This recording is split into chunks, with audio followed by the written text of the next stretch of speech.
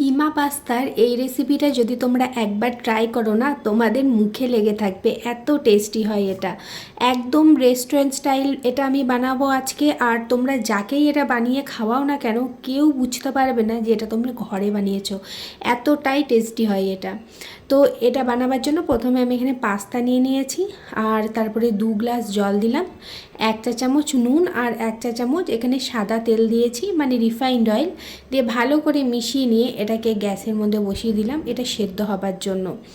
আর অন্যদিকে আমি কিছু এখানে সবজি নিয়ে নিয়েছি, যেমন পেঁয়াজ, টমেটো, ক্যাপসিকাম, আর ওটা নিয়ে নিয়েছি স্প্রিং অনিয়ন, ওই পেঁয়াজ কলিটা। তারপরে পেঁয়াজটা এখানে কেটে নিয়েছি হাফ হাফ করে। তো অর্ধেকটা পেঁয়াজ আমি পেস্ট করব টমেটোর সাথে, আর অর্ধেকটা পেঁয়াজ তোমরা দেখে বুঝতেই পারবে আমি এরকম করে ছাড়িয়ে নেব, মাঝ বরাবর কেটে নিয়ে এভাবে ছাড়িয়ে নেব, যেমন সেই চিলি চিকেনে দেয় না সেই রকমভাবে। তো টমেটো একটা আমি নিয়েছি মিডিয়াম সাইজের টমেটো, আর যে অর্ধেক পেঁয়াজটা সাইডে রেখেছি ওটার একটা এখানে আমি পেস্ট করব। কাটাকুটি করার মাঝে মাঝে একবার কিন্তু ওই পাস্তাটা যেটা গ্যাসে বসিয়েছি সেটার দিকে লক্ষ্য রাখতে হবে। পাস্তাটা কি হয়, যখন জলটা গরম হয় না, পাস্তাটা যে পাত্রে গরম মানে সেদ্ধ করার জন্য বসাবে সেই পাত্রের নিচটাই কিন্তু লেগে যায়, তো মাঝে মাঝে ওটা একবার নেড়ে দিতে হবে। আর এইদিকে ক্যাপসিকামটা আমি এখানে কেটে নিয়েছি চৌকো চৌকো করে, মানে যতটা পরিমাণ তোমরা খেতে ভালোবাসবে ততটা পরিমাণে অ্যাড করতে পারো। আর একটা কাঁচা লঙ্কাও কেটে নিয়েছি। আর ওই যে পেঁয়াজ আর টমেটোর যে পেস্টটা সেটাও রেডি হয়ে গেছে। আর এইবারে আমি এখানে নিয়ে নিয়েছি চিকেনটা। আর হ্যাঁ, একটা কথা বলতে ভুলে গেছিলাম, ওই যে পেঁয়াজ আর টমেটোর পেস্ট করেছি না, ওটা মানে আমি আলাদা করে আদা রসুন বাটা দেবো বলে ওটার সঙ্গে আর আদা রসুন আমি অ্যাড করিনি। তো তোমরা যদি চাও ওখানে হাফ ইঞ্চি আদা আর 4 থেকে 5 কোয়া রসুন অ্যাড করে ওটার পেস্ট করে নিতে পারো। আর এইদিকে চিকেনগুলোকেও ছোট ছোট করে কেটে নিয়েছি। আর এই চপারে করে এত সুন্দর কিমা করা যায়, তো ওই চপারে করে আমি কিমাগুলো বানিয়ে নিয়েছি।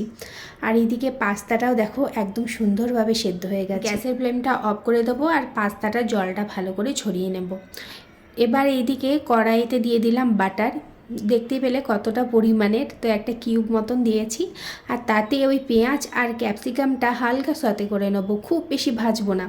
এদিকে দেখে তোমরা বুঝতেই পারছো, এটা যখন এরকম হালকা একটু কালার হয়ে আসবে কিন্তু ক্রাঞ্চিনেস থাকবে, তখন এটাকে এরকম করে তুলে নিতে হবে। আর ওই কড়াইতে দিয়ে দেবো 1 টেবিল চামচ রিফাইন্ড অয়েল, আর তাতে দিয়ে দেবো কুচিয়ে রাখা লঙ্কাটা হালকা একটু নেড়েই অ্যাড করে দেবো পেস্ট করে রাখা মশলাটা, মানে টমেটো আর পেঁয়াজের পেস্টটা। তারপর ভালো করে সমস্ত কিছু মিশিয়ে নেব। এবার আমি অ্যাড করছি 1 চা চামচ আদা রসুনের বাটা। ওই যে বলেছিলাম আমার কাছে আলাদা করে বাটা আছে, তো আমি আলাদা করেই অ্যাড করেছি। এবার আদা রসুন বাটা দিয়ে ভালো করে সমস্ত মশলাটাকে মিশিয়ে নিয়ে দিয়ে দিলাম হাফ চা চামচ নুন, হাফ চা চামচ গোলমরিচের গুঁড়ো, আর হাফ চা চামচ এখানে চিকেন কারি মশলা দিয়েছি।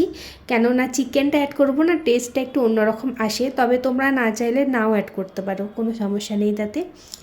সমস্ত মশলাটা ভালোভাবে মিশিয়ে নেব। যখন মশলাটা কষে আসবে তখন এখানে অ্যাড করে দেবো ওই চিকেন কিমাটা। তারপরে চিকেন কিমাটা অ্যাড করে খুব ভালোভাবে মশলার সঙ্গে মিশিয়ে নিতে হবে। আর খুন্তি দিয়ে আমি দেখলে তো একটুখানি ভালোভাবে আর কি ঠুকে ঠুকে মতন দিচ্ছিলাম, যাতে চিকেনগুলো ছাড়া ছাড়া মতন হয়ে যায়। এবার অল্প একটু চিনিও দিয়ে দিয়েছি টেস্টটাকে ব্যালেন্স করার জন্য, একদম অল্প। তারপরে ঢাকা দিয়ে আমি 5 থেকে 6 মিনিট এটাকে লো ফ্লেমে রেখে দিয়েছিলাম।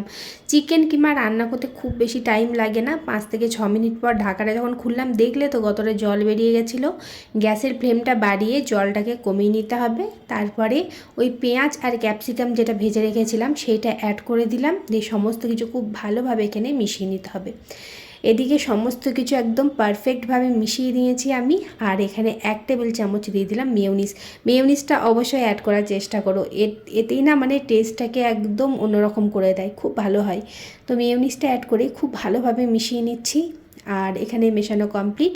আমি এখানে 1 চা চামচ মতন পিৎজা সস দিয়েছি, যেটা আমি ঘরে বানিয়েছি, বাজারে কেনা নয় কিন্তু। তো ভালো করে সসটা দিয়েও খুব ভালোভাবে মিশিয়ে নিলাম। তবে তোমাদের হাতের কাছে যদি না থাকে তোমরা নাও দিতে পারো পিৎজা সসটা, কোনো সমস্যা নেই তাতে। আর এরপরে আমি পাস্তাটা দিয়ে দিলাম, আর ওপর থেকে দিয়ে দিলাম ওই পেঁয়াজ কলি। তারপরে সমস্ত কিছুকে খুব ভালোভাবে মিশিয়ে নেব 4 থেকে 5 মিনিট ধরে লো টু মিডিয়াম ফ্লেমে। তোমরা কে কে কোনখান থেকে আমার ভিডিওগুলো দেখো প্লিজ একটা কমেন্ট করে জানিও, আর আমার রান্নার ভিডিওগুলো কেমন লাগে সেটাও জানিও। ভালো লাগলে ভালো জানাবে, খারাপ লাগলে খারাপ জানাবে। তো পাস্তাটা একদম তৈরি হয়ে গেছে, গ্যাসের ফ্লেমটা আমি অফ করে দিয়েছি। আর আমি ব্যালকনিতে চলে এসেছি ধনেপাতা নিতে। আমি লাগিয়েছি ধনেপাতা গাছগুলো, দেখো কি সুন্দর হয়েছে। আর এখান থেকে ধনেপাতাগুলো কেটে নিয়ে আমি একদম শেষে মানে পাস্তাটাকে সাজাবার জন্য ওপর দিক থেকে ছড়াবো, তার জন্য আমি নিতে এসেছিলাম। তো এবার বাটিতে আমি সার্ভ করে দিয়েছি পাস্তাটা, ওপর থেকে কয়েকটা পেঁয়াজ কলি আর ওই যে ধনেপাতা তুলে এনেছিলাম সেটা কুচি করে দিয়ে দিলাম। ব্যাস, তাহলেই রেডি। তো আজকের ভিডিওটা তোমাদের কেমন লাগলো অবশ্যই কমেন্টে জানাবে। ভিডিও ভালো লাগলে একটা লাইক আর শেয়ার করতে ভুলো না। আর আমার পেজে নতুন হলে পেজটাকে ফলো করে দিও। আবার দেখা হবে অন্য কোনো এক ভিডিওতে।